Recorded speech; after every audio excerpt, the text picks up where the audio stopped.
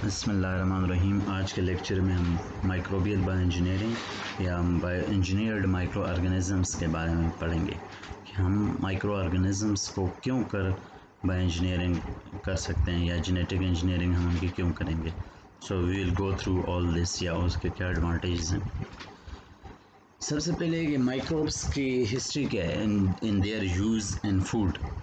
So for more than 5,000 years, people have been using the fermented products.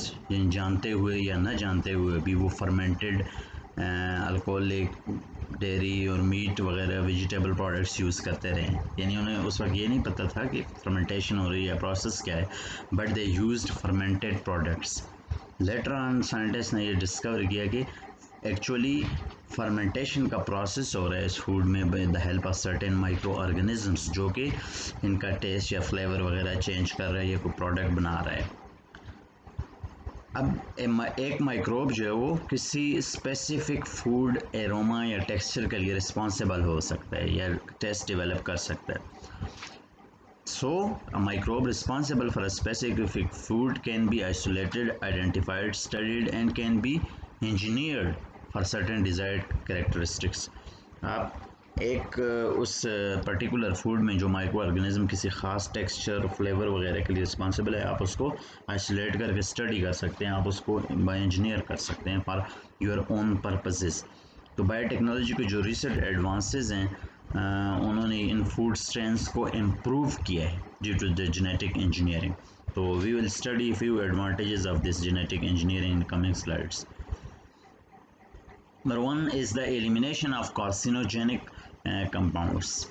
अब बहुत सारी fermentations में unwanted compounds या मॉलिक्यूल प्रोड्यूस होते हैं which are not our targets actually. For example brewers yeast, जिसे हम सेक्रोमाइसिस सेरेविसी कहते हैं, is used for fermentation of bread and alcoholic beverages. अब रिकम्बिनेंट डीएनए टेक्नोलॉजी की बदौलत हम इसमें अपना डिज़ायर्ड कैरेक्टरिस्टिक्स इंट्रोड्यूस कर सकते हैं या इसके अनडिज़ायरेबल बाई प्रोडक्ट्स को रिमूव कर सकते हैं। फॉर एग्जांपल इथाइल कार्बामेट, जिसे हम यूरीथेन भी कहते हैं, is a potential carcinogen which is a by product of fermentation of food and beverages. अब ये इथाइल कार्बामेट या यूरेथिन जो है ये कार्सिनोजेनिक है, बाई प्रोडक्ट है। तो हम क्या करते हैं कि because this is unwanted, so we should think कि how to remove it from the this fermentation process. तो ऑफ कोर्स उसके लिए हमें पता होना चाहिए कि बनता किस तरह है फर्मेंटेशन के दौरान। ये नेचुरली बनता है फर्मेंटेशन फूड और बेवरेजेस के दौरान। किस लिए? By the spontaneous reaction between ethanol and urea. यानी इथेनॉल जो कि फर्मेंटेशन में बनती है और यूरिया के रिएक्शन से बनता है। यूरिया कहाँ से बनता है? Urea is produce by degradation of arginine found in large amount in grapes. Arginine amino acid जो है उसकी ब्रेक डाउन से यूरिया बनता है। अब यूरिया जो बनेगा तो इथेनॉल के साथ रिएक्ट करके इथाइल कार्बामेट या यूरीथेन बनाएगा, जो कि कार्सिनोजेनिक है। Yeast used in wine fermentation possesses the enzyme arginase that of course catalyzes the degradation of arginine। तो यीस्ट के अंदर अर्जिनेज एंजाइम जो है उसको अर्जिनिन को डिग्रेड करता है, और जब अर्जिनिन डिग्रेड होती है तो यूरिया बनता है। यूरिया फिर इथेनॉल के साथ रिएक्ट करके इथाइल कार्बामेट बनाता है। अगर इस एंजाइम्स को ब्लॉक कर लिया जाए तो there will be no more formation of urea and hence the urethane. तो अब साइंटिस्ट ने क्या किया कि उन्होंने एक इंडस्ट्रियल यीस्ट को स्टडी किया। उसमें CAR1 जीन जो है वो एनकोड करता है एंजाइम आर्जिनेज के लिए to इवाइड यूरीथेन formation. Sakya rice alcohol या राइस की जो शराब होती है उसको साके कहते हैं। तो उसमें यूरीथेन की फॉर्मेशन को ब्लॉक करने के लिए उन्होंने क्या किया कि ट्रांसजेनिक यीस्ट डेवलप की इन विच CAR1 was inactivated. CAR1 gene जो है वो कोड करता है अर्जिनेज एंजाइम के लिए। जब ये CAR1 जीन इनएक्टिवेट कर दिया उन्होंने ट्रांसजेनिक यीस्ट में, तो of course there will be no formation of the ethyl carbamate और urethane. The concept is also being applied for the other toxic compounds which may be produced in the fermentation। तो ये just एक example थी यूरीथेन की कि अर्जिनेज enzyme को code करने वाले CAR1 जीन्स को इनएक्टिवेट कर दिया गया ट्रांसजेनिक यीस्ट में। The next is the inhibition of pathogenic bacteria. अब जब भी कल्चरिंग करते हैं सेफ्टी, हाइजीनिक और एफिशिएंसी जो है वो of course they are the point of concerns in any commercial fermentation. तो अब फर्मेंटेशन के लिए we need to culture, starter culture and protective culture. Starter culture नाम से ही जाहिर है that is a liquid consisting of blend of selected micro organisms जो कि किसी भी कमर्शियल फर्मेंटेशन को स्टार्ट करते हैं, स्टार्टर कल्चर है। A blend of selected microorganisms that is used to start a commercial fermentation. Of course ये purposely होंगे, ये कि जो भी प्रोडक्ट डेवलप कर सकते हैं उससे हम स्टार्टर कल्चर बनाते हैं, यानी ये माइक्रो ऑर्गेनिज्म जो जिस फूड में हम यूज़ करने तो उनका स्टार्टर कल्चर बनता है।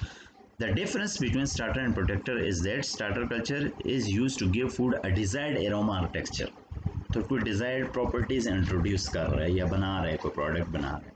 लेकिन जो प्रोटेक्टिव कल्चर है वो इनहिबिट करेगा growth of undesired pathogenic micro organisms. तो दो कल्चर हम यूज़ करें, starter and protector.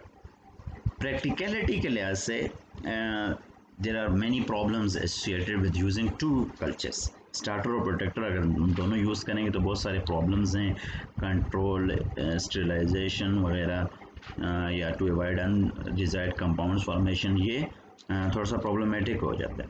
So scientist are thinking कि क्यों ना वो कोई ऐसा कल्चर बनाए कि जो स्टार्टर भी हो और प्रोटेक्टिव कल्चर भी हो एट द सेम टाइम। तो due to genetic engineering they are able to do it during the production of certain fermented foods like mould ripened cheese. अब ये एक एग्जांपल दी हुई है कि मोल्ड राइपेंड चीज़ जो होता है उसकी प्रोडक्शन में पीएच लेवल बढ़ जाता है। क्यों? Due to lactic acid degradation. अब एसिड डिग्रेड हुआ तो जाहिर है पीएच फिर अल्कलाइनिटी की तरफ जाएगी। तो अल्कलाइन पीएच जो है वो फेवर करती है सर्टेन फूड बॉर्न पैथोजेंस को, लाइक लिस्टीरिया मोनोसाइटोजीन्स, ये एक पैथोजन है।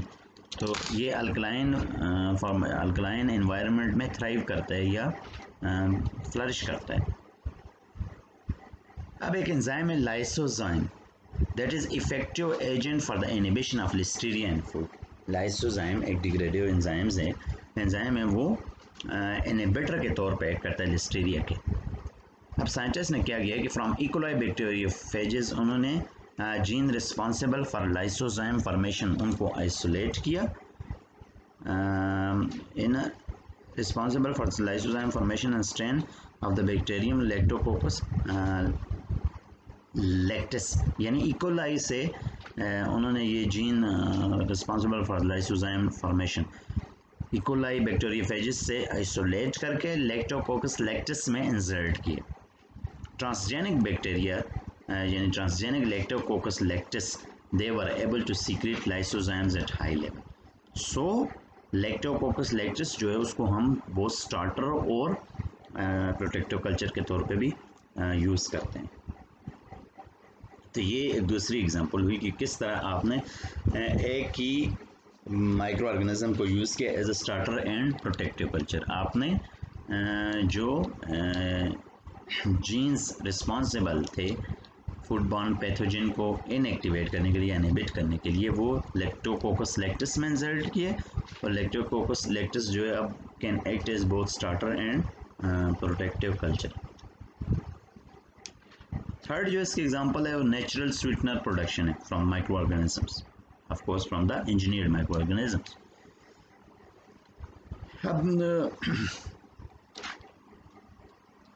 जितने भी हम सिंथेटिक केमिकल्स यूज़ करते हैं, चाहे वो फ्लेवर्स हैं, कलर्स हैं वगैरह वगैरह, तो उनके ऊपर कंसर्न्स ग्रो कर रहे हैं कंज्यूमर्स के।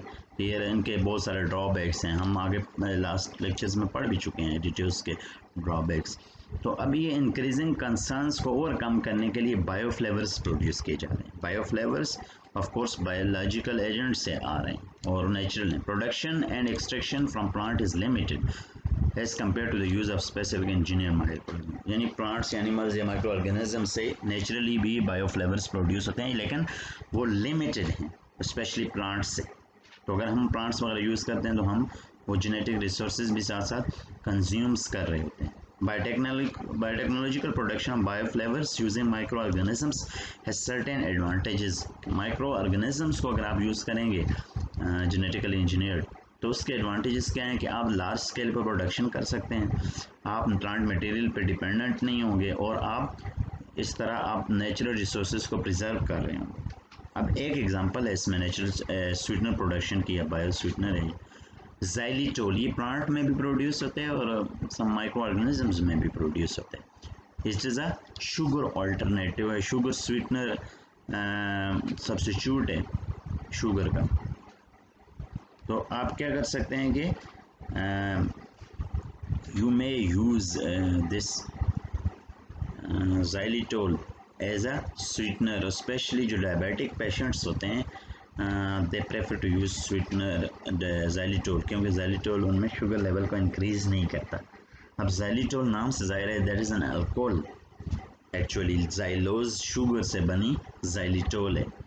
ज़ाइलोज अगर आपने हेक्सोजेज या मोनोसैकराइड्स पढ़े हो तो उसमें ज़ाइलोज एक शुगर है, इस ज़ाइलोज से बनती है ज़ाइलिटोल। ज़ाइलिटोल इज़ एक और फ़ायदा ये भी है ज़ाइलिटोल का कि ये टूथ डिके को कम करती है, और टूथ डिके कौन करते हैं? Streptococcus mutans.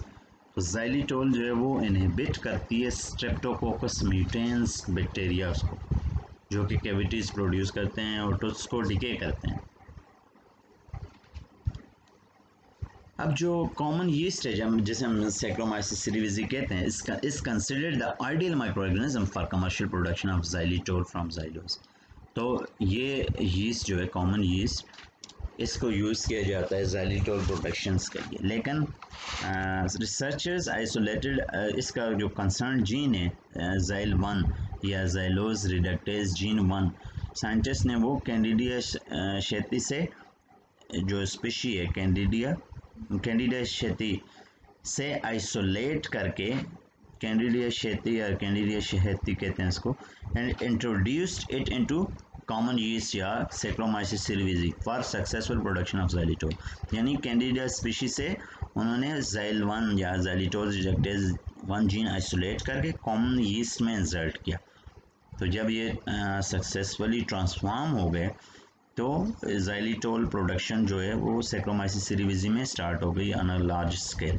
जो आपको कल्चरिंग करते हैं, सब कल्चरिंग करते हैं, तो लार्ज स्केल पे ज़ाइलिटोल प्रोडक्शन आप हासिल कर सकते हैं। अच्छा, इस xylitol production from xylose by transformant was evaluated in the presence of different co substrates including glucose galactose वगैरह। यानी ग्लूकोज ग्लैक्टोज माल्टोज से भी ज़ाइलिटोल प्रोडक्शन को मॉनिटर किया गया। However best is the use of this xylose as a substrate for the production of xylitol.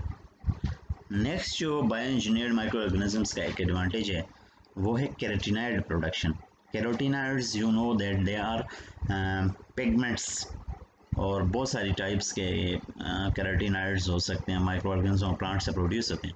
Pigments have a variety. अच्छा, xylitol का जहाँ तक डाले कि वो मेजर है उसका प्रोड्यूसर प्लांट्स ही हैं। सॉरी, आई थिंक मैंने माइक्रो ऑर्गेनिज्म भी कह दिया था वहाँ पे, I am not sure about them, but here carotenoids जो हैं वो माइक्रो ऑर्गेनिजम्स और प्लांट्स दोनों से प्रोड्यूस होते हैं, दोनों ही कैरोटीनॉइड्स प्रोड्यूस करते हैं। और कैरोटीनॉइड्स का आपको पता है बहुत सारे इंपॉर्टेंट बायोलॉजिकल फंक्शंस हैं। सबसे इम्पॉर्टेंट ये कि एंटीऑक्सीडेंट्स हैं, ठीक है। इसके अलावा ये कलरेशन के तौर पे एजेंट के तौर पे यूज़ होते हैं, लाइट हार्वेस्ट करते हैं, प्लांट के जितने फंक्शंस हैं फर्टिलाइजर वगैरह के लाइट हार्वेस्ट करके उसमें भी हेल्पफुल हैं, इनडायरेक्टली हार्मोन प्रोडक्शन में हेल्पफुल हैं, और हमारी ह्यूमन बॉडी के लिए तो वो एज एंटीऑक्सीडेंट्स भी हैं, ठीक है। तो एंटीऑक्सीडेंट्स अगर हैं तो वो आपके इम्यून सिस्टम को इन्हांस करते हैं, आपके डिफरेंट पेन्स इन्फ्लेमेशन के अगेंस्ट हेल्पफुल होते हैं।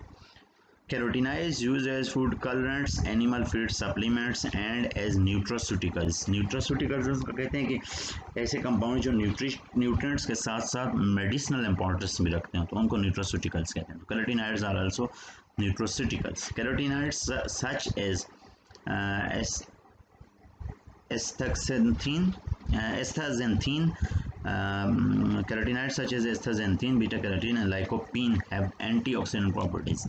जैसे मैंने पहले कह दिया कि इनमें एंटीऑक्सीडेंट प्रॉपर्टीज़ होती हैं जो cancers, immune system, different inflammations के अगेंस्ट और पेन्स के अगेंस्ट आपको हेल्पफुल होती हैं। तो ज़ाहिर है ये बेनिफिशियल कंपाउंड्स हैं for any humans. Micro algae such as Haematococcus pluvialis, ये एक एल्गी है जो कि हाई अमाउंट्स में कैरोटीनाइड एस्टाजेंथीन प्रोड्यूस करती है, लेकिन इसकी एक्सट्रैक्शन जो है from this micro algae Haematococcus pluvialis वो डिफ़िकल्ट है या कॉस्ट एफिशिएंट भी नहीं है, और डिफ़िकल्ट इसलिए कि इसकी सेल वॉल थिक होती है। तो नेचुरली यानी हेमेटोकोकस प्लूवेलिस जो है वो कैरोटीनाइड्स तो प्रोड्यूस करती है, बट उसकी एक्सट्रैक्शन हमारे लिए एक प्रॉब्लम है। तो साइंटिस्ट ने क्या किया कि उन्होंने एडिबल यीस्ट कैंडिडा यूटिलिस को यूज़ किया फॉर कैरोटीनाइड प्रोडक्शन। उन्होंने how they did it, carotenoids are synthesized from precursor farnesyl pyrophosphate, ये एक केमिकल है, आपने बायोकेमिस्ट्री में पढ़ा होगा इसमें पहले। फर्सिनाइल पायरोफॉस्फेट एक पाथवे भी है, FPP। एनीवे फर्सिनाइल पायरोफॉस्फेट जो है उससे सिंथेसाइज होते हैं different kind of carotenoids.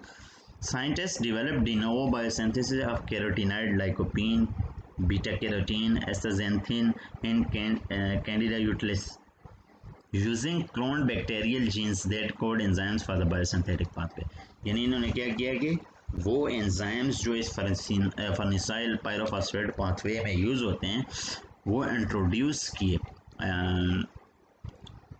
Bacterial jeans, यानी जो बैक्टीरिया से उन्होंने हासिल किए वो कैंडिडा यूटिलिस में इंट्रोड्यूस कर दी। Scientist develop a de novo synthesis of the carotenoid lycopene in Candida utilis utilizing cloned bacterial genes that encode enzyme for the farnesyl pyrophosphate pathway. So Candida utilis has a great potential for use in large scale production of many commercial important carotenoids। यानी Aldous के micro algae Haematococcus प्लूवेलिस जो है वो भी carotenoid produce कर सकता था, लेकिन डिफ़िकल्टी इन एक्सट्रैक्शन थी। तो हमने क्या किया कि कैंडिडा यूटिलिस को हमने इंजीनियर कर लिया by incorporating those farnesyl pyrophosphate pathway encoding genes isolated from bacteria से आइसोलेट करके हमने कैंडिडा यूटिलिस में इंसर्ट किए। तो कैंडिडा यूटिलिस जो है वो यूटिलिस जो है वो लार्ज स्केल प्रोडक्शन देने में कामयाब हो गए हम। So I hope you understand these points. If you have any question, do ask. Thank you.